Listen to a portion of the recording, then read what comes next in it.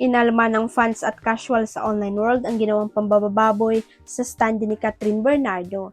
Life-size stand ni Catherine para sa ine-endorsong bangko ang napagdiskitsa ng ilang mga kalalakyan sa Mall Ball, Cebu. Agad nag-trending ang pinost na series of photos ng isang babaeng netizen sa Facebook niya kung saan makikitang pinaglaruan ng mga kasama niya sa work ang dalawang standees ni Kat. Makikitang may ginagawang something ang mga lalaki sa stand ng aktres. Feeling ng fans ng aktres ay binaboy talaga ang idolo nila kahit hindi naman mismong si Catherine ang ginawa ng kalayan at standee lang naman ito. Deleted ng actual post ng netizen dahil na rin sa matinding bashing na natatanggap nito pati ng mga lalaking nasa picture na nakilala ng mga galit na fan at inuukray na dahil sa ginawa nila sa standee ng aktres.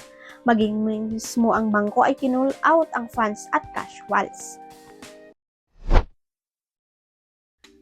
Simpleng quietly waiting for a miracle ang caption ni Loisa Andalio sa ilang picture na pinost niya sa kanyang social media accounts at komento nga ng mga fan. Happy sila na kalma lang si Loisa sa kanyang pagbubuntis. Siyempre, hinihintay na nga ni Loisa at ng mister niyang si Ronnie Alonte ang kanilang baby girl na si Rooney Ligor.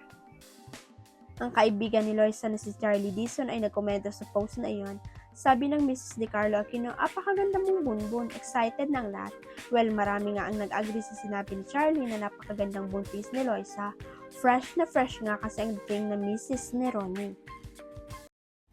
Huwag kalimutang i-click ang subscribe button at i-ring ang notification bell para sa latest chika updates.